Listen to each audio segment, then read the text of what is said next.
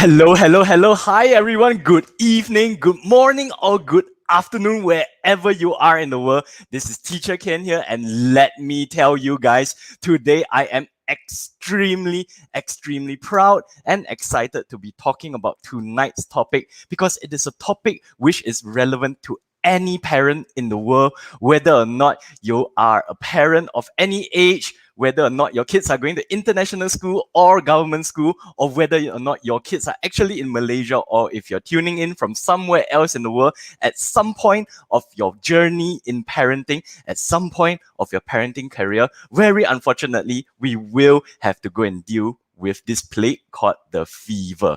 Now, fevers can be induced from a variety of sources, and I hope to be talking to Dr. Ali and Dr. Eric today about that.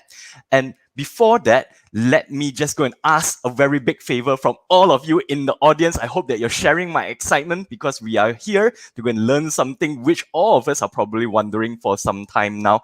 How do we go and deal with a fever, and which one of those traditional home remedies actually work? But before I introduce our two very good doctors to you today, I would love it if you could go and please share this video with your 𝗍𝗪𝗪𝐾𝐲, with your friends and family, because even if you are not a parent, unfortunately, at some point in your life, you are very likely to go and contract a fever. Let's all pray that you do not. But if you do contract a fever, definitely you will want to go and hear from the two doctors today as to which home remedies actually work, why do they work, and which are more harmful for you. So now, which ones will actually harm your body if you use them unwisely or recklessly?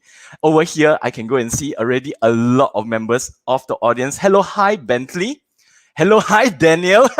You've kicked Eric out and he's on his way. Thank you so much, Daniel, for your support. Hello, hi, Pauline, Wen J. Long day for Eric, I guess. Don't worry. He's a big boy. He will be able to go and take it. And I'm sure that he's going to bring all of his energy to this session as well, because we're talking about something so important. Hello, hi, Vivian. Oh, LinkedIn user. Hello, hi. Good evening to you. Catherine, it is always a pleasure to go and see you. Hello, hi, 𝗔𝐿𝐴. Very good to go and see you tonight. Michelle, hello. Raja Sundram, very good. Good evening to you. Cynthia as well. Now, okay, without any further ado, let me go and introduce to you the first doctor on our esteemed panel list today. And this is none other than our very own favorite and very handsome Dr. Ali alias Stephen Na. Now, Dr. Ali, many of you already know him. He is a medical doctor with a special interest in the area of medical aesthetics. He has been a medical aesthetic doctor for the past 7 years, but for the past 4 years, he has been very focused on hair restoration. And let me tell you guys, I do not have a full head of hair anymore compared to when I was younger, and Dr. Ali is currently helping me with that. And let me tell you, the results are definitely very noticeable. I'm very happy. So if you want to go and regain your confidence, and if you have anything to do with hair, any questions related to hair, definitely speak to Dr. Ali, very trusted, very reputable doctor. Now, in his career, he has helped more than 3,000 patients with their hair loss problems. So now, members of the audience, please support Dr. Ali by typing in the comments, Dr. Ali, and let's welcome him into the broadcast studio together. So everyone, please type Dr. Ali in the chat box. All right, come. Let's welcome Dr. Ali onto the stream. Hello, hi, Dr. Ali. How are you this evening? Hey, doing very well, Teacher Ken. Thanks for having me on. Let's address the elephant in the room. What is a hair restoration doctor doing with no hair? What's going on here, Dr. Ali? Well, I can put into many different perspectives, but long story short, this is actually a first time that I've shaved my hair fully, and it's a very different experience for me. I've never had this close crop shave. In fact, a couple of days ago, it was even much shorter. This is day 5 after the shave, and it's already growing out some carpet. But I've learned so much about how it is to feel if you don't have hair, and what is it for my patients to go through whenever I shave their hair, because we want to do a procedure on them, and it's basically being on the other side of the world with them. And okay, a very, very interesting thing that I will share with you is that I've met many people who shave their hair. And when I asked them, hey, why do you shave your hair? And they said, oh, it's out of choice. Okay, why do you do it? And they said, it's very hot. You know, we're in Malaysia, it's humid, it's very hot, so they shave their head. So it's much more cooling. Paradoxically, the same person who says short hair is more cooling will sit in front of you, and after a couple of minutes, he will take out a handkerchief and he'll wipe the head, and then he'll put the handkerchief back. Have you seen it before? Have you seen it before? I have. Actually, you're right. Why does that happen? Is it because it's very obvious when you sweat? Do you feel the moisture? Here's the interesting part. So because, right, when hair is short, now, yes, it's more cooling. So there's more, and this has got to do with today's topic. So when your hair is short, your body allows more heat to be dispersed. You feel more cooling, but at the same time, because there's more heat that can be dispersed, more sweat gets dispersed through the same spot. I do notice I sweat a bit lesser elsewhere. I'm sweating a lot more from my head. And that probably explains why people who shave their head will end up having a handkerchief, wiping their head whenever they talk to you. And they probably don't realize it. And we probably seen it, but it never registered why you do that for. Huh? But today, I'm telling you, this is the scientific explanation why it happens, because now it's a cooling spot. All right. Wow, that is actually you're quite right, Dr. Ali. Now that I think about it, yes, I always see people who have shaven heads. They're always constantly wiping their heads with tissue paper or with towels or with handkerchiefs, isn't it? Well, it's very interesting to know. And you mentioned that we'll be talking deeper about this in one of the home remedies today. Well, it's got to do with probably the physiology of fever, which we can talk about in a short bit. Excellent. Now let's take a look at some of the comments. As you can see, Dr. Ali, you have so many fans. I can go and see the army of Dr. Ali's coming out in the comments. Do say hello to your fans, Dr. Ali. Let me start replying. Hi everyone. Thanks for joining in. I'm busy reading their comments. I'm like, I have to. I'm live. Yeah. So thanks everyone for joining in. Hope you guys will have a fantastic session. I think there's a lot to be talked about. Teacher Ken, you're gonna have a difficult time trying to control me and Dr. Eric in a while. Yep. Okay. So over here, our very good friend Daniel has first-hand experience of what it is like to be botak. He actually shaved his head to go and raise money. I think he raised more than 6,000 ringgit. Isn't that right, Daniel? Do correct me if I'm wrong. Yeah. I should have made a fundraising out of it too. Damn. Yeah, you should have made a fundraising out of it too. Yep. So Melanie is with us. Vivian as well. Alvin soon. Yep. Michelle. Our very favorite Shireen. Hey, you must remember Shireen, Dr. Ali. We sparred with her last week, I think. Yes, of course. Hi, Shireen. Hey, it is our favorite captain. No. We have two favorite captains, all right? Okay. Yeah, now we got a few captains already. Now we have a few captains already, all right. This is Captain James Foom. Thank you very much for joining the show. And yep. Okay, hey, Dr. Ali, do you know that we also have another guest with us tonight? Yes, we do. Yes, we do. Yes, we do. Is he getting ready to come on? I certainly do hope so.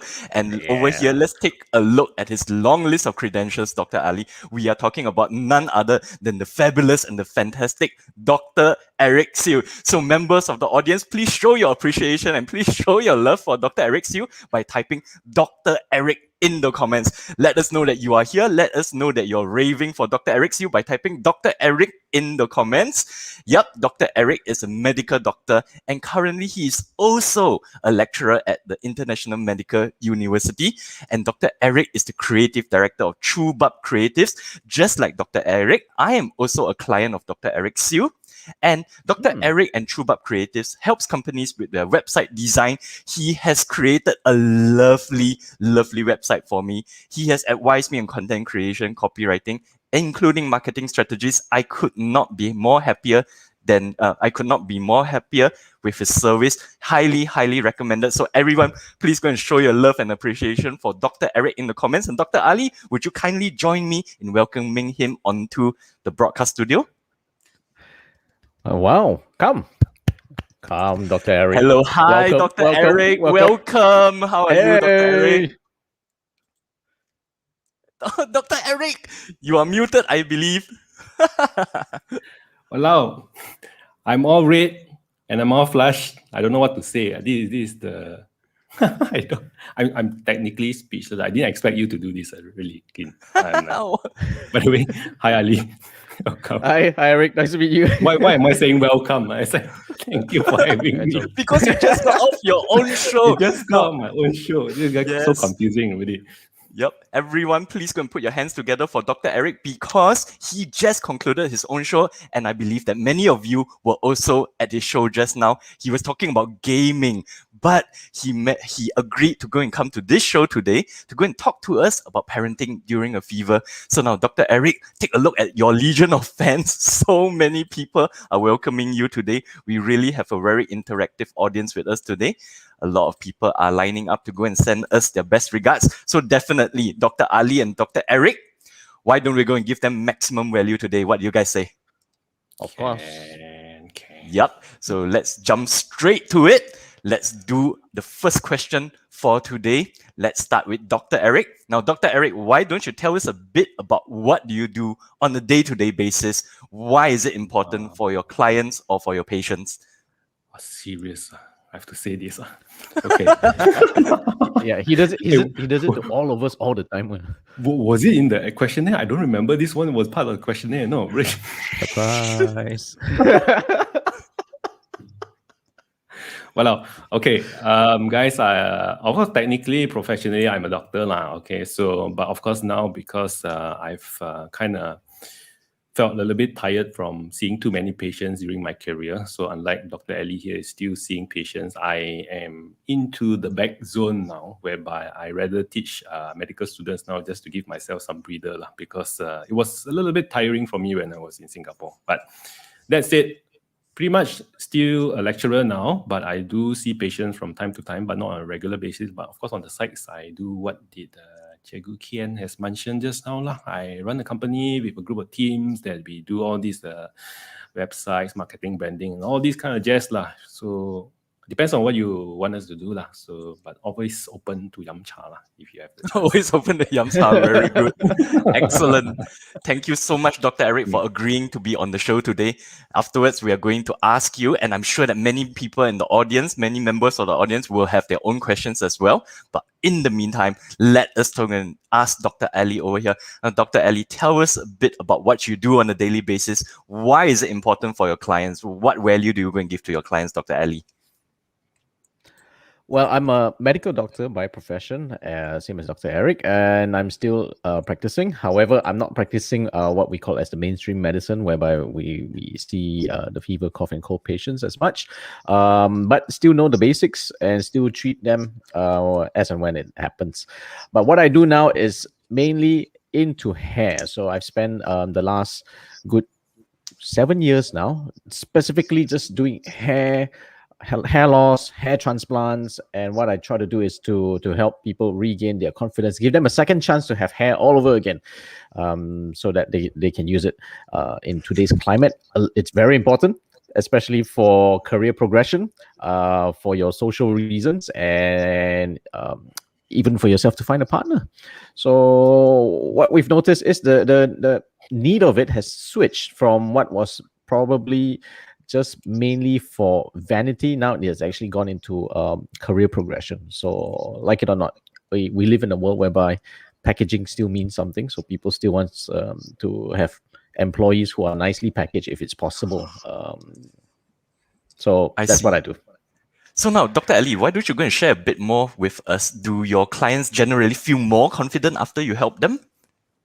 Well, definitely. So once we've done, so the progression takes anywhere between 5 months to a year before the full hair comes on. But each month when they come in, we can actually see everything changes.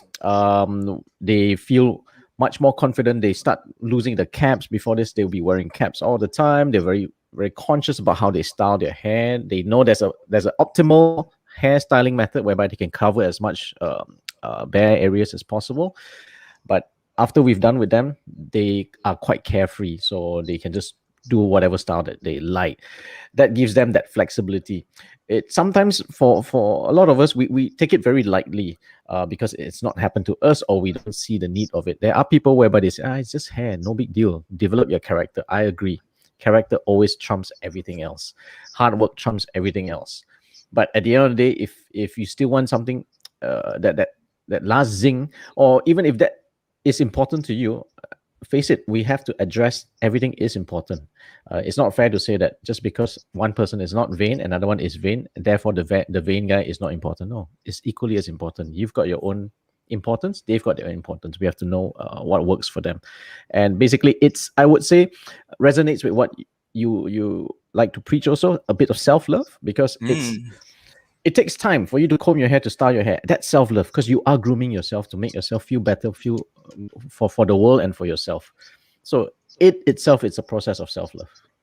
Yep, absolutely. I love what you just said there, Dr. Ali. Now, both doctors, can we go and take a few seconds to go and appreciate the members of the audience who are shouting for the both of you? Hey, you know, Michelle actually noticed that someone has changed your shirt already. Well, that looks fresher. Okay. Oh, Jacqueline is here with us as well. Say hi to Jacqueline, the both of you. Hey. Hey, All right. Jacqueline. Yep. Okay, a lot of Rizal is still poking Dr. Eric for his gaming session just now. Yep, Keanu is here as well. Hello, hi, Keanu. Yep, Hi, Shereen Keanu. is here. Yep. Okay, a lot of people in the chat. Very good. So now, but without further ado, let me go and provide a bit of context, ladies and gentlemen, as to what the topic we are talking about today. And before I start, yes, it would be really, really good if you could go and share this session with all of your friends, all of your 𝐸𝐴𝐺𝐾𝐲, all of your friends and family, because unfortunately, it is a harsh reality of life that at some point of our lives, or our parenting careers, our kids are going to fall sick, or we ourselves are going to fall sick. And let me tell you this little story about when my two kids were sick with malaria. Not malaria, my goodness, with measles. I think 2-3 weeks ago. Hey, measles is also measles is also pretty rare, right? I thought that measles was an extinct. Disease, but I have gotten measles myself twice in my life already, even though I got the vaccination. And guess what? My kids got measles as well. So don't mess around. All right. So now when my kids were sick, a lot of friends, I'm very lucky, a lot of friends, they suggested tons of remedies.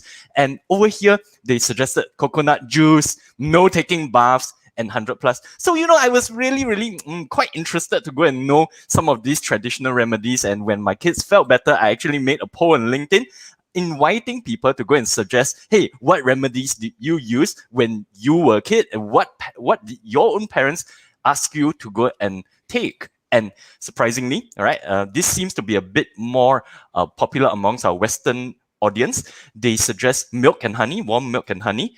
Other interesting ones included tamarind juice. This would be your asam, your asam boy, but not for ingestion, doctors. They actually suggest to go and put the asam juice on the forehead and under the armpits. So now that was definitely something very new for me. And over here, I think Rizal is in the audience with us. Rizal actually suggested a remedy which he encountered during his stay in Japan. And this was how the Japanese used to go and wrap meat in cabbage, and they were going to take it with a light broth or with porridges. And so now, ladies and gentlemen, today, the big question remains. All right. Now, which one of these remedies work and why? Is there actually any scientific backing behind them? And perhaps more importantly, because as doctors, all right, you all have the principle of first do no harm. Now, let's talk about it. Which one of these remedies are actually harmful? And over here, let's take a look at the easy one. All right, definitely people want to go and talk about this. All right. Now, I'll open this question up to both doctors.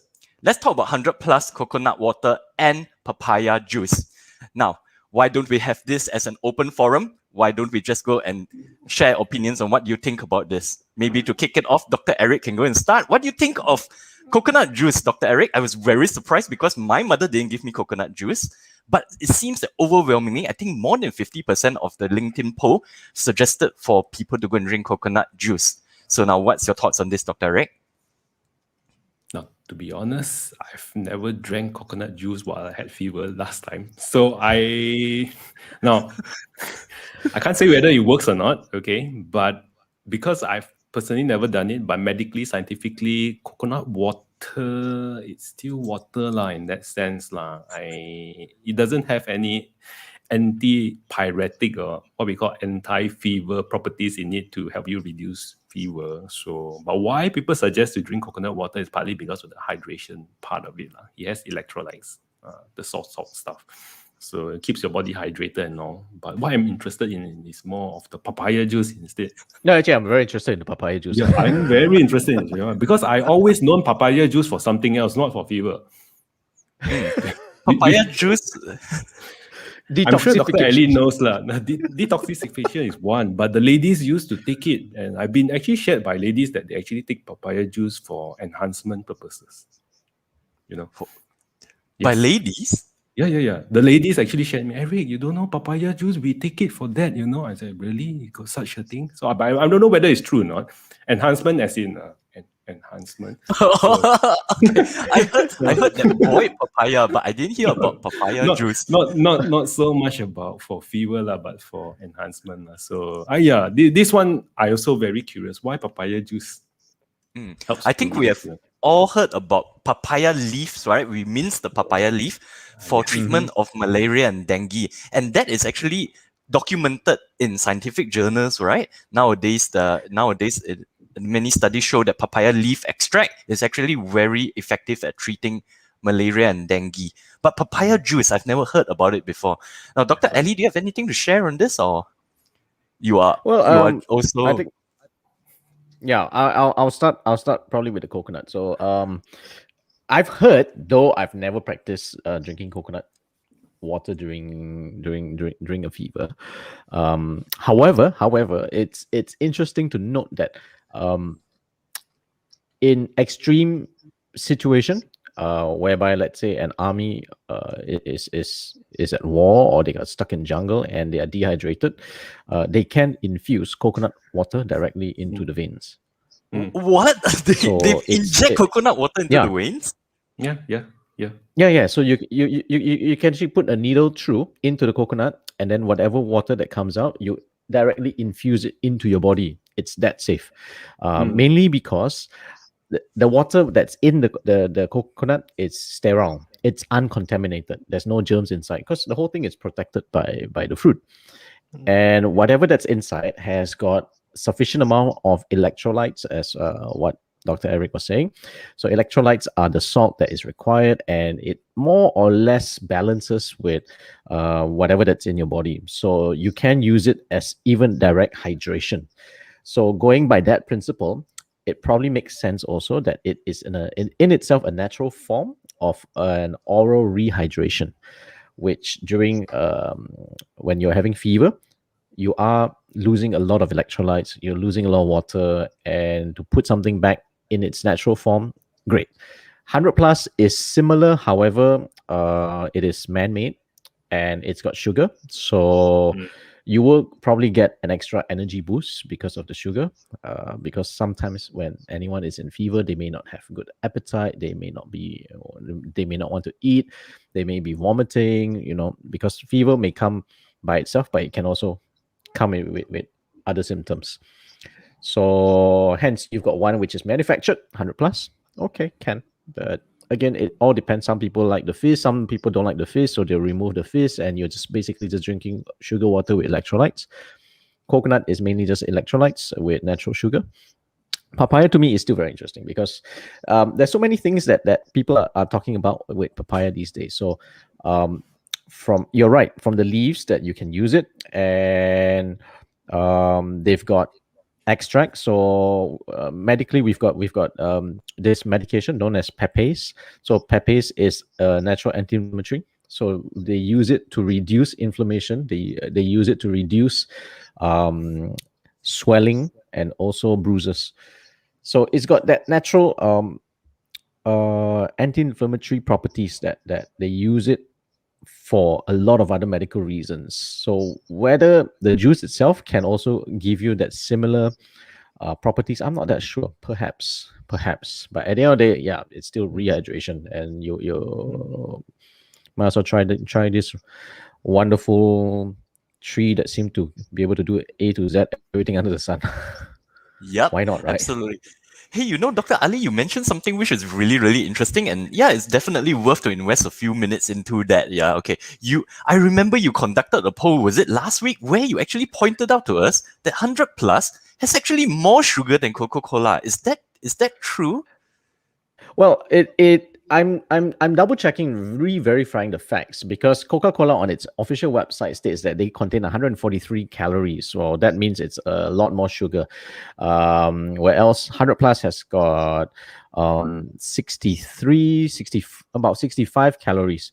But the Coke that I bought somehow only stated 61. So I'm not sure whether it's a misprint or really for maybe some of the manufactured ones, they've already brought down the amount of sugar inside. So yeah. So again, it needs a little bit more verification, but it's good to note that even with one can of 100 plus that states it has 65 calories, it actually works out to be about almost 4 spoons of sugar anyway in that one can. All right. So now, Dr. Eric, I'm sure you've heard of some people suggesting to go and put salt into 100 plus, right? Dr. Ali mentioned that, yeah, some people like to get rid of the fizz by boiling it a bit, right? Now, why do people put salt into the 100 plus? Could you maybe try to go and find some reasoning here, Dr. Eric? No, the salt itself actually helps to release the carbonated gas inside the drink, and okay, partly because during, say, for example, we're talking about fever, right? So if let's say somebody is down or he's ill, the stomach tend to be a little bit more gassy than usual, and you don't want to ingest more gas than what it's supposed to be. I mean, carbonated drinks, they have gas itself already. So most of the time, last time, we tend to, or at least what I've been shared by my parents and my great-grandparents, is put salt, release the gas, right? So you don't ingest more gas in your tummy, so you feel a lot better, right? So in that sense, it's not wrong per se. Technically, it's correct because we are actually helping to alleviate the symptoms inside our tummy. So putting salt, no harm. We just add a couple more salt and sodium inside. It's no big deal. I mean, although the gas, no big deal. Really, no big deal. Okay, all right. So now, conclusion for 100 plus coconut water is that yes, it is a great source of hydration, and there are definitely electrolytes inside, but by itself there's no anti-fever or anti-inflammatory properties. Am I correct, doctors? Like Ali mentioned, the papaya, maybe there is, but we don't use it for. It's a different form of inflammation, mainly because of swelling and all, but not so much for fever per se. Yeah. But all right, excellent. Now, Dr. Ellie and Dr. Eric, before we move on to the next question, I think that we have to go and address some of the comments here. All right, so now let's see. I think Keanu has a question. He has a cheeky question for our Dr. Ali. Dr. Ali, can we transplant armpit hair to our head? All right, so I replied him. Oh, you replied him. Yeah. Okay, all right. So now Chick Nur Atika is saying that, well, gorgeous lion over here. And let's see. Chris says that he swears by coconuts. Tyler as well. Tyler is with us. Hello, hi, Tyler. Okay. This is actually my sister. Jiawei is my sister, and she says that papaya leaf juice. Yes, papaya leaf juice is definitely documented, but we're talking about the actual juice from the fruit itself. Keanu again, very cheeky, talking about coconuts from Raja Bomo. Those are enhanced coconuts. Right, now let's see. Pauline says that coconut water helps her cool down faster and takes away the heatiness. This is something I definitely want to go and talk to both doctors about later. The Chinese concept of heatiness and cooling water. Right, definitely we have to go and talk about that later. All right, so now Bentley says that Chinese legend says to cure heatiness. Is this correct? Well, according to the two doctors, not quite. By itself, it is an excellent electrolyte and a oral hydration, but not so much of those mystical properties, yeah? Okay, so now, Keanu, doing a shout out for his mother. I can attest to this. His mother's coconut tarts are excellent. Do try out the 𝐿𝐴𝐺 as well, okay? All right. So now, what is this papaya? What is Shireen trying to go and say papaya? right? Let us know in the comments, yeah, Shireen. Okay. Hey, what is Keanu? I'm not sure whether this is a serious question or not. Let's address this right now. Okay. How about rubbing salt on the armpit to reduce heat? Dr. Eric, what do you think about this? Maybe we can have Chinu to rub salt all he wants on the armpit first, then let us know the results, see how it is. We'll do a study. We'll do a study. We'll do a study with Keanu. Yeah. I'll rub salt all over him, not just the armpit, all over him. Yep. Okay. So now, over here, LinkedIn user points out that 100+0 states that he has 0 calorie. Definitely something to consider if you are worried about the sugar content. All right. Now, Yuan Ping is asking, does turmeric water work then? Now, you see, when I was conducting this LinkedIn poll, one of the most interesting things I found out, doctor, is that some people advocate putting turmeric paste on your armpits, behind your knees, and on your forehead. So maybe that's something we can talk about later as well. Thank you very much, Yan Ping, for your question. Now, in the meantime, okay, or Liz is saying that she doesn't like any carbonated drinks except for almost all of them, Liz. Okay, so all right. And Keanu is saying that he's going to do a live stream while rubbing salt on my body. Let's not rub salt on the wounds, okay, Keanu? All right, now let's move on to our next question over here. And over here, we are talking about baths. All right, so now I would like to go and hear from both doctors over here. So now, Dr. Ali, Dr. Eric, a lot of people, overwhelmingly, including my own grandparents, they keep telling me, hey, your sons are sick, don't let them take baths. Please don't go and let them take baths. However, in my LinkedIn poll, I noticed that some people actually advocate taking not a warm bath, but a cold one, a freezing one. And there was this story about one of us, when he was younger, he was in the dormitory and the teachers actually pulled him out from his bed to take a cold bath, and then they didn't even give him a towel after the bath. They just sent him back to his dormitory, and weirdly enough, by evening, he was fine already. So what's going on here? Now, Dr. Ali and Dr. Eric, why don't you go and share with us some of your thoughts? Why do people say that it is unwise to take a bath during a fever? How should we deal with our children then? Dr. Ali, you want to go first? Well, okay, so let me address fever as a medical condition first, because I think we need to go back to the main cause of it and the presentation of it. Then only we can really look into which works, which doesn't work. So fever, while a lot of people say it's something bad, for medical doctors, we find fever as the doctor's best friend, because it is actually a symptom to represent something is going on with you, something that is not in your normal cycle that's happening. So by and large, just to make it very simple, it's just something that has triggered, and usually it's a bacterial infection or viral infection, has triggered the body's immune response. You produce cytokines, which is one of these neurotransmitters, inflammatory transmitters, which then causes the body's thermostat to alter. Now, our body is probably one of the most amazing thermostat. We keep between 36.5 to 37.5 degrees Celsius. So it's 37 plus minus 0.5 degrees. Anything more than 37.5, we start to feel warm. Anything less than 36.5, we start to feel cold. So our body will always maintain that. So that's what we call the thermoregulatory center. So whether it's too hot outside, we still maintain the same temperature. If it's too cold outside, it's winter, it's snowing, we still have the same body temperature. When fever happens, this thermostat goes haywire. And when this thermostat goes haywire, the body needs to reset itself. So fever is in itself like a way of trying to reset this thermostat for us. So that's why you get this heat. You want to get rid of this excess heat to cool the body down. And at the same time, you might feel cold. So you might start shivering. That's also another response, because you want to use that to generate heat, because your body has fluctuating temperatures. So when someone says you don't want to take a bath, it depends what kind of fever you have. Now, you've got many types of fever. You've got fever whereby you're feeling hot all the time. You're burning up. And then you've got the fever whereby you are having high temperature, you're feeling so unwell, but your body is feeling cold. You are literally shivering. You just want to hide below the blankets. You can't stand even the wind. So it's paradoxical. It's weird. You're burning up, but yet you're feeling cold. Again, that's another presentation of fever. So when it comes to the bath, I have got no qualms with bath. I think bathing is correct. We do sponging in hospitals. We do sponging to reduce the heat. So bath is just about the same.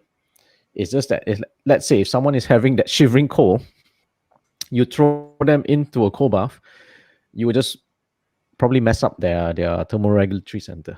If they are the ones whereby they are really, really burning up, yeah, then I think the cold bath makes sense.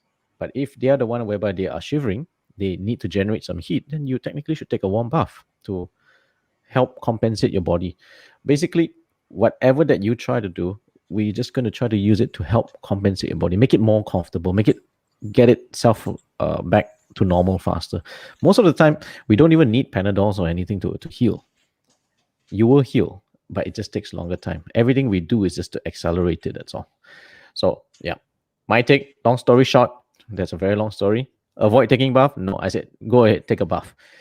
Between the hot and the cold, you need to decide which phase of the fever you're having. Are you having the really, really cold one, the shivering fever? Then take a hot bath. If you're feeling you're really burning up, take a cold bath. But do take a bath. Right, Dr. Dr. Eric. Eric? Mm. For me, if the question get asked to me, Ray, I'll ask back the question, why not take a bath? I mean, Yeah, smelly, no good. yeah, correct. I rather someone not be smelly and take a bath, okay, and feel good about themselves, again, self-love, right? Feel good about themselves. But of course, yes, I understand that fever is troubling to a lot of people, especially parents. When a kid gets fever, everybody gets panicky. Please make the fever go away, that kind of thing. But more importantly, I think we have to understand that the body rises. I mean, the body temperature rises is to fight off infection. I think it's fine to have fever, like what Dr. Ali has mentioned. But having to take bath, it's also okay. You don't want your kids or you don't want yourself to be smelly in the process while you're having to. Don't tell me 7 days of fever, you're not going to shower for 7 days. That doesn't make sense at all. I mean, 7 days without shower. I mean, come on, all the sweat and all the dirt and the grime on your body. I don't think anybody wants that. So what if you want to be safe and you want to play safe, all right, don't take any extreme hot showers or don't take any extreme cold showers. Just lukewarm, neutral body temperature water just to clean yourself up. I think that's fine. I think hygiene is, like I said, hygiene is important. And if somebody is really burning up, then we can actually use Keanu's method, but don't put salt under your armpit. Okay, salt under your armpit does not work. Please, you can actually use patches to cool off from the forehead, your creases, your armpit creases, your groin creases, areas that has folds. It helps you to release the heat. Okay, but not salt. Okay, not salt. You can put cold towels on the armpit just to cool off, and you can know that that's why we use thermometers under the armpit. That's the most heated areas, so you can cool that off. Keanu, you can apply towel with salt water. Go ahead. Because he ain't gonna wet. All right, come, let's take a look at some of the comments. And in the meantime, ladies and gentlemen, members of the audience, if you are on LinkedIn or if you're on Facebook with us or if you're on YouTube with us, please go and drop your LinkedIn handle or your Facebook handle in the comments so that everyone can go and get connected. All right, we have a lot of very active members of the community here. So it'll be great for you guys to go and get to know each other a bit better, see how you can collaborate. Now, 𝗔𝐿𝐴 says that, yes, I prefer coconut ice. Wow, very nice. And over here, we have a question. Doctor told me fever means immune system is working. Is that correct? I think Dr. Ali already mentioned this, that yes, a fever is an indication or a suggestion that something is wrong and you have to go and take precautionary actions, correct? Right, Dr. Ali? Yep, that's very correct. All right. So now, Raja Sundram over here says that, okay, Dr. Ali, does that mean to immediately suppress a fever is not good? What do you guys think? So once we have fever, should we immediately suppress it with paracetamol, for example? Yeah, you should, because if not, you're largely very uncomfortable, and if you're uncomfortable, your body is not going to heal well.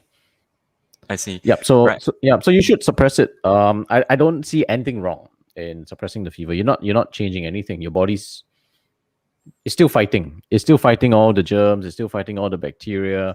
This is just one of the side effects. It's kind of like saying, if you drive a car, all right, you're gonna get to a destination. You drive a car, and the engine heats up. So does that mean once it heats up, we shouldn't drive anymore? No, you just continue driving. Just that, don't worry. You have radiator. You've got water inside. It'll regulate itself. You just need to make sure the radiator has water inside. So same thing. You got fever, doesn't matter. Just suppress it. All right, excellent. All right, come, Dr. Eric, why don't we go and take this question by Yamping from Facebook? Now, why do government hospital nurses only use cold, icy water to go and help their patients take a bath? Is this correct, Dr. Eric? Cold, icy water. I've been working in hospitals for a while. I've yet to see someone who, or at least the nurses, use cold, icy water. Cold water, yes, but not directly dipping the entire patient into the water, or even kids having fever. They just use what we call a method called tepid sponging, whereby they put the cold water, they dab it over the body and all, just to cool off the body. But cold, icy water, I've yet to encounter one. Okay. I think All I'll just add on that, government hospital, they won't supply the wards with the water heater. Yeah. Oh, So that might since be you the don't, reason. so if you don't have warm water, anything else means it's cold or cold, and if you do it middle of the night, maybe it's really Icy, cold. Icy Alright. fever. Okay, so yep, if you can avoid cold icy water, just like Dr. Eric says, room temperature will be good, right? Hygiene is very important. So this is a myth which we can debunk, I think, right? It is okay. It is in fact encouraged for people to go and take a bath or a shower when they are having a fever. So very good. We are learning a lot of things here today. All right, now both doctors, let's take a look at the next question. Now this one is definitely very popular amongst most Malaysians. Now, should we actually sweat it out using blankets? A lot of people are advocating that you should go and wrap yourself in heavy blankets and you'll feel much better when the sweat breaks out. What do you guys think? Dr. Eric, why don't you take this first? Is there any scientific basis behind this? Why do people feel better after sweating it out? No, I've tried it myself a couple of times and it does work. We do feel a lot better after you sweat it out. So now the thing is that I do not advocate doing it because it's dangerous. Sometimes we may actually burn under the towel and we causes ourselves, our body temperatures to climb up. Then we will just faint on the bed with the blanket and it gets worse. So never ever do this unsupervised, and if can, don't do it at all. Now, why do we feel better if we sweat it out? It's the same as just popping Panadols in our body. This one, we do it naturally. Our body has this pores on the body where we sweat. It helps to cool our body down. So once, it's exactly like taking Panadols. Once your temperature comes down, we feel automatically better. But that doesn't mean we are all good already. It's just like taking Panadols. You just work for a couple of hours. Then later, once the temperature climbs up again, then we'll feel all lousy again. Then we're going to do through the process again, sweating under blankets. So to me, it's just not the best thing to do. If you really need to, just take Panadols. I don't think you want to cover yourself up in blankets. A bit dangerous. All right, so now let's hear from Dr. Ali first. So Dr. Ali, what do you think about this traditional remedy of covering yourself under blankets and sweating it out, fighting the fever with sweat? I do it all the time. I do it all the time. Whenever I feel I've got this fever coming out, I just wrap myself up and just gonna sweat it out. So my regime is I need to sleep, sweat, then it's a hot shower, then I will go out to do my walks or my run. So the whole thing is just generating a lot of body heat. Kind of like, because again, like I said, the fever happens because your thermostat's a bit wacky now. It can't tell high from low, low from high, so it's trying to find its balance. So I just overload it a little bit. However, I think what Dr. Eric say is true also, that if you, like for myself, when I do that rep, I actually set myself a timer. So I always set a 1 hour timer. I'm going to wake up soon. So it's just for me to have a power nap, sweat it out. And I'm very strict about it because I only want a short burst whereby I actually switch off the fan, I switch off everything, and I'm actually overloading myself with heat. But most of the time, that's what I feel because I'm having this fever with that really cold chills, extremities, it's all shivering, it's all clammy. So I am trying to get back the heat process. But if you're going to be doing it alone, and you don't set an alarm, no one's there to check in on you, I agree with Dr. Eric that it might not be the best thing for you to do. If you're going to oversleep, you have a tendency to oversleep, or there's no one going to be checking in on you from time to time, because anything can happen. And if you wrap yourself totally, people will just think you're just part of the bolster, not even a human down there. All right, come, let's take a look at some of the comments from the audience. Right now, Keanu has this point. Actually, I've heard of this before. I've heard that, yeah, if you eat ice cream during a fever, it will actually help to go and cool down the body. I mean, no one asked me during a LinkedIn poll, but is this correct? Can you actually let your insides be cool and it will help with the discomfort? Well, yeah. So I've heard of it too, and I've read about it. So I wouldn't say. You see, the interesting thing that when they write, most people write ice lolly, not ice cream. Ice lolly. So ice lolly basically is just sweet water or juice or whatever it is, without the cream. Again, because when you are not well, cream or something that is of dairy may actually make you have a bit of indigestion. You might feel even more unwell later. So I probably would not advocate ice cream, but maybe ice lolly, because you are just basically just taking sugar water to replace. So you use the ice to bring down some temperature, but you are actually rehydrating and giving yourself some energy boost. It's kind of like saying if you took 100 plus, you chuck it into the freezer, and then now you start licking the 100 plus. That kind of ice lolly, not so much the cream per se. But that's, again, I'm not such a huge fan, so I don't practice it. But if I were to put it into the logical sense, yeah, I would say ice lolly makes a bit more sense rather than ice cream. Right. Okay, so Dr. Eric, over here we have quite an interesting question. Now, a lot of our parents and a lot of our grandparents have a huge resistance towards taking pills like paracetamol. So now, what do you think of the idea that maybe we should go and allow our body to recover from mild fever by not popping in tablets? Mild fever, what do you think? And severe fever, what do you think, Dr. Eric? To be honest, I'm very flexible in what I do, in the sense that as long as it's not harmful for the patient. Now, mild fever, whether or not you want to pop in Panadols, you don't want to pop in Panadols, I believe that's okay. As long as you feel good about yourself, you can eat, you can drink, and you don't feel miserable because the fever is just causing you to feel so tired, you feel lousy at all, you're not taking anything, then go ahead. I mean, if you can withstand it, but to me, like, I'm a big fella, right? Any fever, so I just pop in about, because Panadols, ultimately, if you take in within the time limitation, as in the sense that you don't overdose yourself with Panadols, it's still considered safe. And we are not like taking Panadols every hour, plop, plop, plop, plop, plop. If you take it according to time, I think if we feel good, we can also eat better, drink better. That's also a good benefit for ourselves. So why go through? I mean, I always believe that, don't torture ourselves unnecessarily, if can. So, but of course, everybody has their own thoughts and opinions. So we respect that. If somebody says, okay, I don't want to pop in tablets, I say, okay, as long as you do okay, you can eat, you can drink, you can sleep, that's fine. Okay, we wait it out. You cannot tahan, okay, here's the Panadol. Okay. All right, excellent. I think that was a very, very lovely answer. Let's not torture ourselves needlessly. I think there's a lot of myths surrounding paracetamol, and maybe a lot of our apprehension is coming from a place of misunderstanding. So hearing from Dr. Ali just now, even if you go and take the Panadol, the body is still fighting the bacteria, still fighting the germs, still fighting the invaders. It's not like just because you suppress the outer symptoms, then your body doesn't fight anymore. No, that's not the case, isn't it, Dr. Ali? Yeah, that's not the case. So you probably still want to pop in something to help assist you. Why suffer? We're not living in an age whereby medical care is not available. Number one. Number two, it's not to say like Panadol is the most expensive drug ever. And number three, you don't even need to see a doctor to go get yourself a Panadol.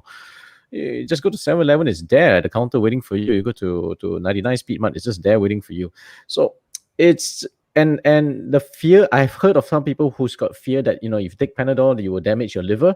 Let me tell you, medically, it's almost quite impossible, because you will need to consume a lot of Panadol before you go into toxicity. So the toxicity level is 40 grams. So 40 grams, right, is technically 80 pills. So Wow. you're not I going to be think that taking you 80 pills in a day.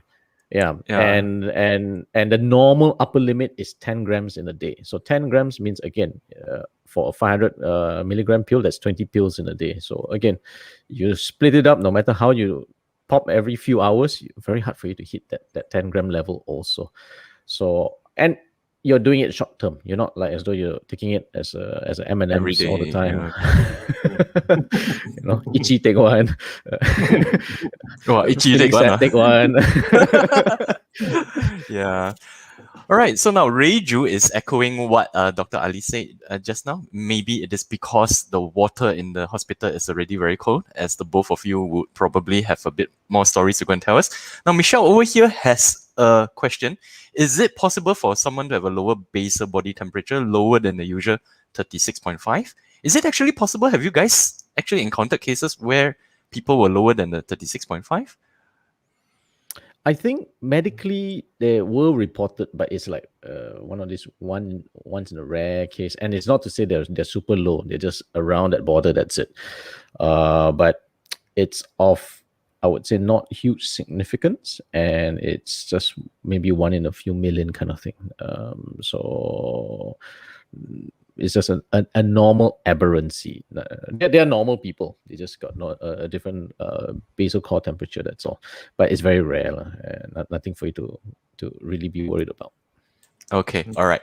Now, let's see. Okay, so 𝗔𝐿𝐴 is saying that she prefers to wear thin clothes and don't use blankets. Over here, Krishan is saying hi to all three of us. Hello, you. Okay, now, over here, Pauline's question has already been answered by both of the doctors. Yes, take Panadol if it makes you feel better. And there's a lot of myths surrounding Panadol. It's not as harmful as we may think. Right, Keanu is again asking, for ice cream, which Dr. Ali doesn't recommend. Should he go for Haagen-Dazs or Inside Scoop? No, go for the ice lollies, as Dr. Ali has very kindly typed out over here. All right. Victoria is saying, Victoria is saying, great discussion. Yep. Okay, now Keanu, now you sound like a little druggy over here, okay? All right. Keanu, are you trying to bring down or increase fever? It definitely is giving me a higher temperature already, okay? Thank you, Pauline, for the comment. All right, now, both doctors, let's move on to the next question. And this question I would like to go and address to Dr. Eric in particular. Now, how about the idea of taking warm milk and honey? Dr. Eric, do you think that this is an effective remedy, and why would it be an effective remedy? I don't agree with the warm milk because, as what Dr. Ali has mentioned, right, it causes a bit of indigestion. Sometimes we may end up vomiting drinking the milk itself. And that is from previous experience from taking care of my own child also, because kids, when they have fever, you give them milk, they vomit even more. So most of the time, I would not advocate drinking warm milk, but honey and lemon, yes, not so much for the fever per se, but more so because it soothes the throat. And that actually helps if we actually consume it regularly. The throat actually feels less painful if we do that. So warm milk, honey, not so. Warm honey and lemon, yes, it does help, but not so much for the fever, but mainly for the upper throat. Okay. That's at least for what I think it is. Yep, I think Dr. Ali also mentioned that taking dairy products may complicate, causes gas. We are already bloated. Some people who have fever already feel bloated, and definitely. So now, However, everyone, I just want to chime in. Warm milk or milk and honey is a very common Indian remedy, and I sort of like got exposed to that when I was reading up on Mahatma Gandhi. So Mahatma Gandhi takes a very regular diet of milk and honey as his daily meal, actually, and he swears by that. Because of that, he gets better vitality, etc. I think, as what Dr. Eric said, if it's for kids, maybe it's a bit tricky because they're more prone to indigestion. If you're an adult and you want to practice this, I think go ahead if you have no issues with that. I think it provides a lot of protein, hydration. Honey gives you the sugar and the sweetness, so it's quite well balanced as a meal replacement if you're not in the mood of eating porridge. Like for us, maybe the Chinese, we drink the soup, we take porridge as a replacement. So maybe in the Indian culture, it might be a bit more common for them to be taking milk and honey as a meal replacement. So I would say maybe in the adults, no issues. Or maybe if culturally it's the norm, I think go ahead. But just because if it's practiced in one culture doesn't mean the other culture will easily adopt it, because it's not common for us to do it.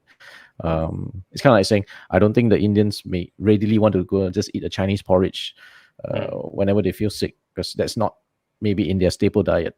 That as a comparison.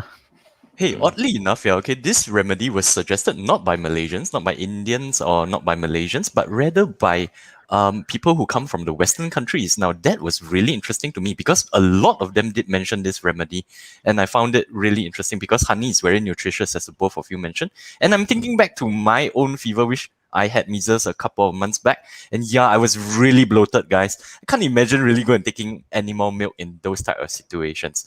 All right, now, doctors, let's take a look at the next question. And this question I would like to go and address to Dr. Ali in particular. Yes, over here.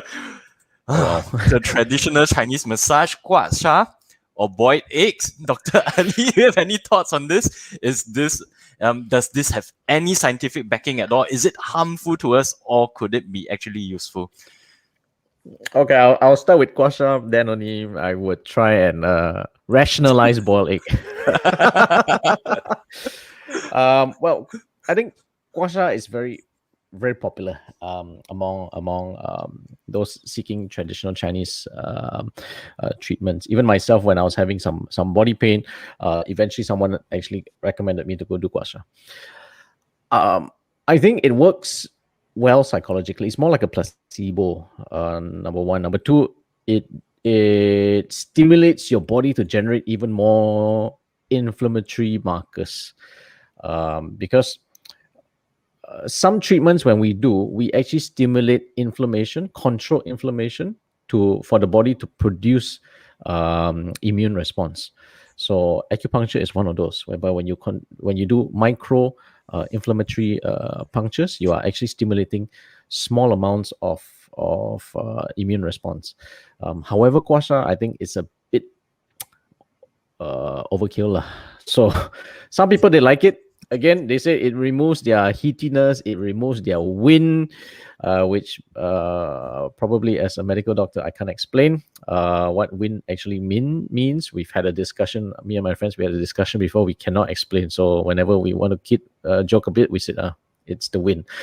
But I think the physical motion is therapeutic. The effect of seeing redness is therapeutic, and if your mind is happy, your body might get happier. That's all. So that's my take on 𝗏, because I personally don't find it really works, as opposed to acupuncture for certain conditions. Boiled egg, on the other hand, I'm really trying to rationalize. Is the wait? Is the boiled egg still warm, or it's cold already? Because I need this as a final thing. I think it's cold already, Yeah. For me, when my mother did it for me, it was room temperature already. It wasn't warm anymore. Room temperature. I have no idea. I cannot rationalize cold egg, boiled egg. Full stop. Maybe if they remove all the ducky, then you see it change color. Psychologically, you feel better too. Hey, but it's true, Okay, so now my mother, what she did for me was not like in the picture. In the picture, the eggs are peeled already. For me, my mother boiled an egg and she washed the shell very thoroughly. Then she rubbed it on my skin. And later on, when she peeled the egg, there were many black dots on the egg. Mm-hmm. Okay. And I found that amazing. I really do not know what's going on there. Yep, but yeah, definitely not something recommended by the both of you then, yeah. No, I probably won't recommend that as your first line as your first line treatment for fever. All right. Okay. All right. So now let's take a look at another question. But to wrap it up, okay, gua sha probably has some use in that it promotes or it stimulates your natural immune system because of the controlled inflammation. And sometimes when you see the red marks on your body and when you going through the motions, it is very therapeutic. Your brain might feel a bit better, and therefore you get the impression that you're getting better. Is that it? Yeah, that's probably how I'll summarize it. All right. Okay. All right. Now let's go and ask Dr. Ali another question because this is quite interesting. This is something which I've always wanted to know for some time now. Now we are looking at what we call cooling rhino water. And Dr. Eric, please do chip in if you have any comments on this area. Yeah. Is there a concept of heatiness and cooling factor in Western medicine? What's going on here? Asking, Actually, what? Yeah. Ali, Okay. you can go ahead. Yeah. Okay, I'll go ahead because I've done research on this. Yay!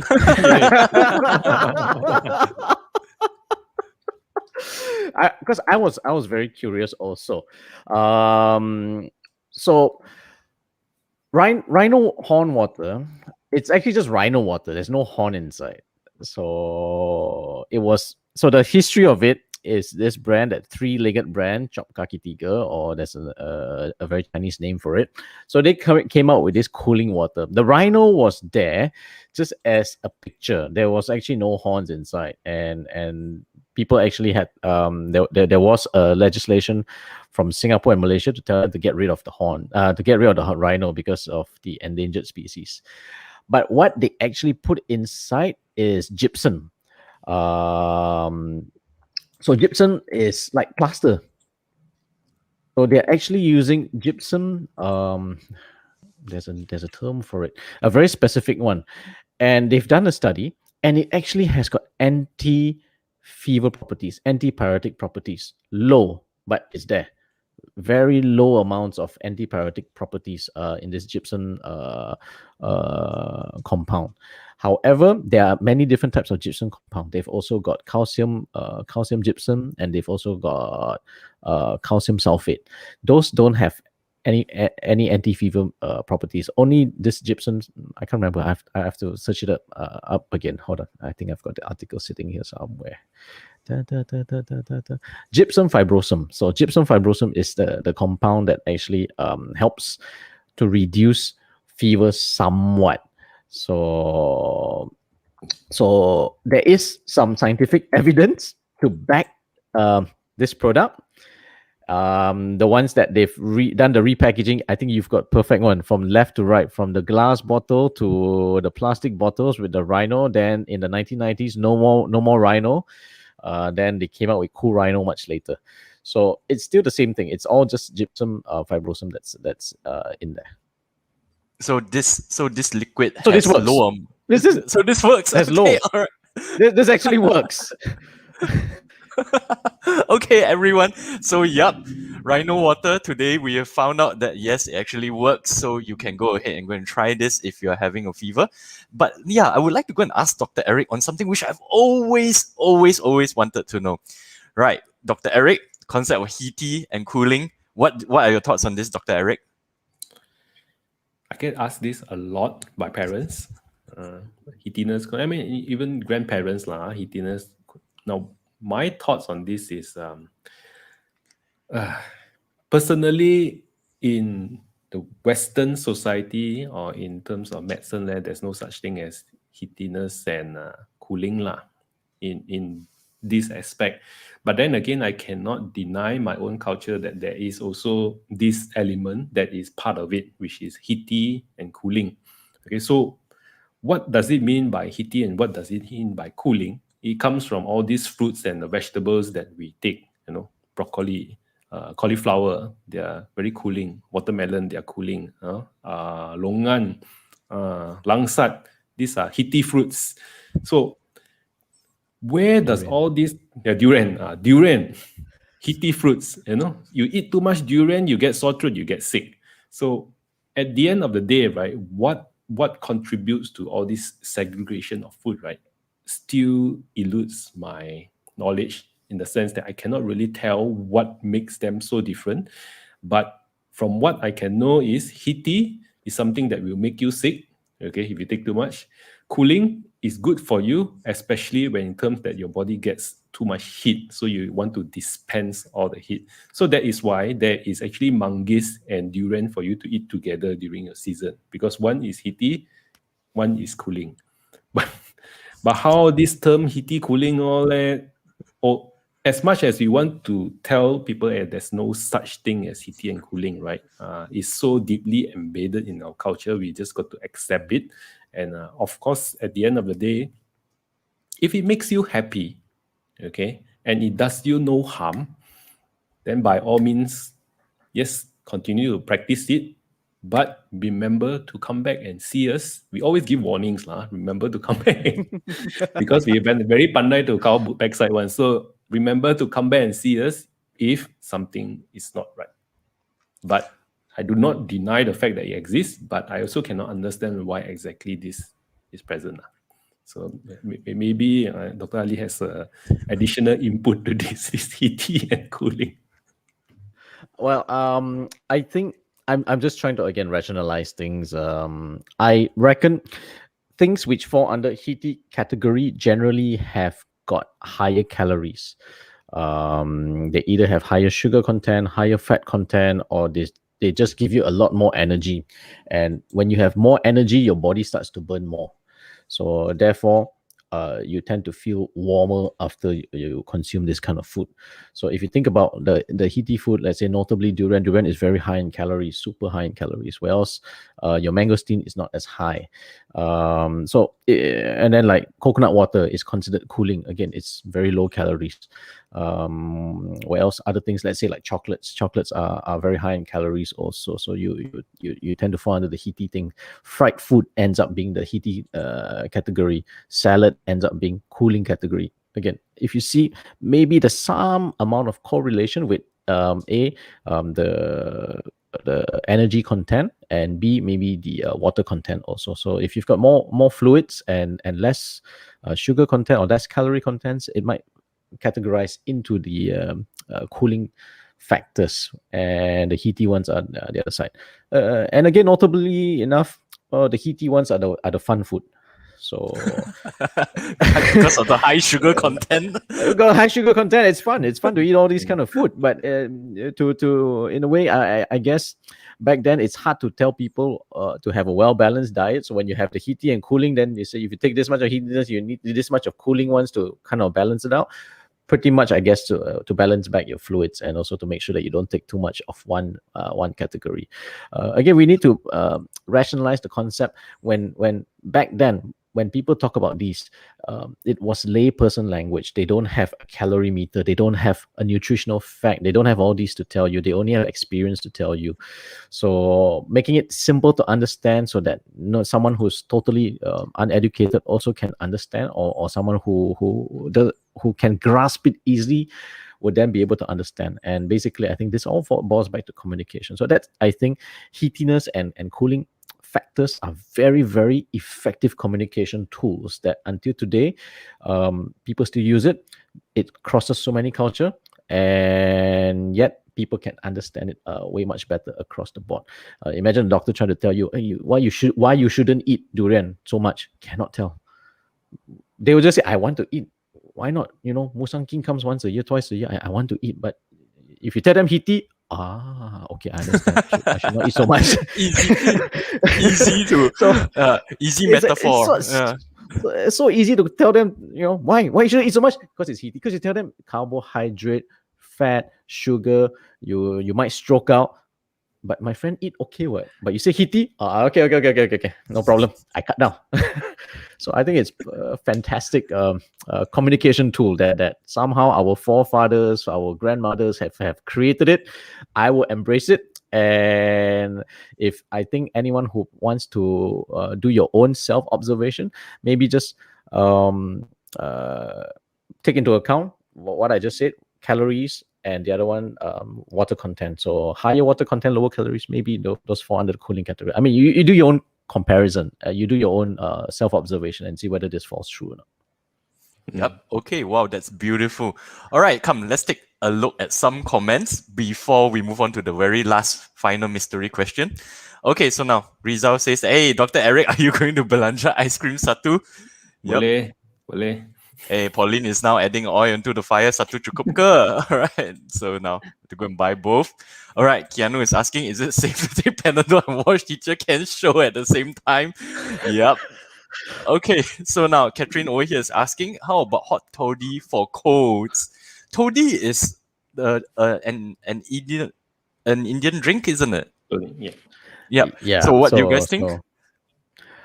Take for what? For cold? Cold. Yeah. Runs. Well, I probably won't feed my kids that because they're still very high alcohol content. Toddy is rice wine, Guys, is it, guys? Coconut wine. Coconut wine. Coconut okay, water right. wine. Yeah. All right, Fermented yeah. coconut. So yeah. Guys, this session is, fever, parenting. Toddy, kids, no. All right. So now Keanu is asking, is there a difference between boiled chicken eggs and duck eggs? The answer is no. Okay, yeah, eggs don't work. Okay. I believe you are the one who needs Panadols again. Australia is better according to Raja Sundram. Okay, all right. And over here, LinkedIn users really asking him, does it help? Oh my goodness. Okay, all right. So now Keanu is saying can use ubat batuk, and Pauline is saying that that's for cough. Oh my goodness. Yeah, you guys are okay. Let me go and find real questions already because we have to go wrap this up. Okay. So now this one is one which many people also mentioned during the poll. They were asking whether or not whiskey and lemon works. So now, for the purposes of this discussion, because it's parenting during a fever, please don't feed your kids whiskey. Although some people advocate boiling the whiskey first. So they boil the whiskey and then they go and add the lemon. What do you guys think? Is there any antibacterial or anti-fever properties in whiskey? Well, better than ice swamp, I suppose. I don't know. But anyway, let's be serious, okay? Whiskey and lemon, To be honest, chugging down alcohol during a febrile state or when we are having fever, I don't think is exactly advisable. Correct. Yeah, it's not. Better don't do it, lah. I mean, why? I mean, there's honey. Why whiskey? I don't understand. Unless Yeah, so don't take whiskey in that sense, because one thing is the alcohol content will knock you off. We don't know whether is it the fever that's knocking you off or the whiskey that's knocking you off. Okay, so from a medical perspective, I'd rather you come clean, intoxicated, so that I know that you're not confused. Or if you're confused by the fever or confused by the alcohol, regardless which, it's easier for us to make a judgment. So if you come in intoxicated with alcohol, whiskey and lemon rather than honey and lemon, then it makes things a lot difficult for us to manage you. So no, for me it's no whiskey, okay? Honey. Okay.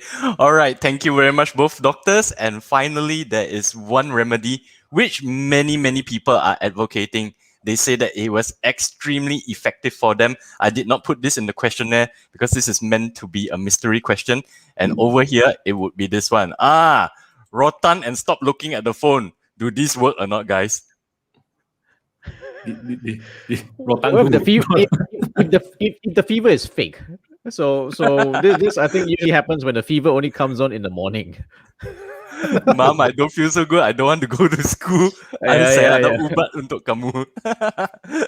Yeah, but for some reason, my parents also told me, look at the phone so much, and now you got a fever. Do you guys have that when you guys were younger? Well, when I was younger, I'm that old. I don't have a phone. But TVs included, I suppose. I believe there is some truth in it. Looking at phone actually gets you to stay up late, and by stay up late, you actually causes your your hormones start to go haywire. Your body starts to heat up indirectly. Your immune system starts to drop, and you get sick. Pretty much that's it, now. Yeah. Yep. So by stopping at this juncture, by the rotan, I think it works in some ways. Okay, all right. So essentially, it is not the phone itself which is the cause of the problem. It is the unhealthy and the unhelpful habits which go along with addiction to the phone, or back then it was TVs for us, Yes. which cause us to sleep late and cause our the immune lifestyle, system to mainly the the lifestyle. Yes. All right. Okay. Yeah. So we always like to go and tell our children, stop looking at the phone if you have a fever. And this is a great place for us to go and wrap up. Dr. Ali, Dr. Eric, thank you so much for agreeing to go and come to the show. As you can see, we had many questions from the audience. We went through many home remedies. Some of them surprisingly work. Some of them do have scientific backing behind them. I'm so glad to go and find out, to realize that and to learn so much. And let's wrap up this session by asking both doctors, any last words of advice you guys have for dealing with a fever? Maybe you can start with Dr. Eric. Well, if you have a fever, I think first and foremost, shower, okay? Don't want to end up smelly. Store a couple of Panadols at home. Don't self-torture also. Okay, it makes yourself feel a lot better. But if your fever do last at least more than 2 to 3 days, do see a doctor, because it's always imperative for us to actually make sure that it's nothing that is more serious than a regular flu. Flu is fine. But if it's something more than flu, then that is something that we should be a little bit more cautious about. So do not take fever lightly, although it sounds a little bit, from the session, it sounds a little bit lighthearted. But if it's anything more than 3 days or more, just see us. Okay? Yep. The money, don't save. Just provide it to support the doctors who need to makan. Yep. Dr. Ali, do you have any last words of advice for people, for parents who are struggling with a fever themselves or for their children? Well, I resonate closely with what Dr. Eric has said. So if you're having a fever, rehydrate. Really rehydrate yourself. Rehydrate. Take your Panadols, and you may self-monitor. However, at any point of time, if other symptoms starts to crop up, if you're already having just from a fever, it became a flu, go get yourself checked. If you're having rash, go get yourself checked, because rash can mean a lot of things. If you're having persistently bad headaches with the fever, you may be having a severe brain infection, for all you know. So again, if it's just plain fever, go ahead, you may monitor it. But the moment you have a second symptom that crops up, I think it warrants a quick check, just to rule out any kind of issues, unless it's clear cut that you've had your fever because of your work stress, and it just continued to have a migraine at the same time. But if it's persistent, get it checked. All right, thank you very much, both doctors. Let's wrap it up by looking at some of the final comments. And Keanu is always is echoing my mother as well. My mom always told you to drink more water for whatever unwell I told her about. Yeah, absolutely. And I think that Dr. Ali is a very big fan of rehydration, right? So definitely might have some backing in this, right? So now, why Asians generally never shy away from rotans and always see that as the only way? Okay, this one is not a question for the doctors. This is a question for me. It is because it is seen as a quick fix. But when Jay, let me go and tell you this. Okay, Malaysia is known as one of the fiercest countries in the world in terms of parenting, but it is also known as one of the countries in the world where our children are the best at playing hide and seek. So now there is actually a study which shows that the fiercer parents are, in terms of corporal punishment, the better our children learn to play hide and seek. They hide problems from us, and they hide results from us. They hide bad behaviors from us more effectively. So yep, something for us to consider in another session. Okay, so 𝐿𝐴𝐧𝐞𝐝𝐈𝐧 𝐋𝐢𝐳𝐷𝐾, I can definitely vouch for this. All right, I'm not projecting my fear of rotans. I'm the one who uses the rotan. No, I don't. Okay, I don't believe in corporal punishment. Something we can discuss at a later time. All right, so now, I think Dr. Ali answered this at the start of the session. It's going about a remedy to release it from pain faster. Dr. Ali did mention that, yes, you do sweat more from your head because, Dr. Ali, would you like to go and pick that up again? Yeah, we'll settle that with Keanu on a private session. Okay, so a lot of words of thank you coming in from the audience. Thank you very much, ladies and gentlemen. So now, basically, to recap, all right, so it is important to understand that fevers come from bacterial and viral infections most of the time, and it is your body's way of telling you that something is wrong. You have to go and take the precautions. You have to take care of yourself now. 100 plus in coconut water, not magic water, but they are excellent hydrators and they have electrolytes as well. Papaya juice is something interesting which we would all like to go and find out a bit more. Avoid taking baths, no myth busted. All right, definitely you can go ahead and take a bath, as Dr. Eric suggests. Sweating it out using blankets, Dr. Eric does not recommend this, especially if you're alone and unsupervised. Dr. Ali can see that it functions similar to Panadol in relieving some symptoms. All right, warm milk and honey, please don't if you already have indigestion or if you already have gas in your stomach. Is that correct, doctors? Yep. But honey is great because it's nutritious, easy to digest. Right. Gua sha may have some placebo effects because it makes you feel better. You can see the red marks. You can go and feel the motions, right? And yeah, it might trigger some of your autoimmune responses because of the minor inflammations it causes. Boy aches, no, discard that. I'm gonna have a conversation with my mother. All right, now surprisingly enough, rhino horn water actually works, but there is just a very small amount of gypsum inside. So yeah, you have to go and take quite a lot of it. Concept of heaty and cooling, I think Dr. Ali shared with us that it might be because of the energy and carbo or fat levels in those so-called heaty foods. All right, so now, thank you very much, both doctors. I really appreciated your time tonight, and I think that the members of the audience really learned a lot. And so we're going to wrap it up here. Thank you so much, everyone. Thanks, Teacher Ken, for having me. Okay, see you guys. Bye. Thanks for having us. And yep, thank you so much for all your support tonight. See you guys around. Bye. Bye.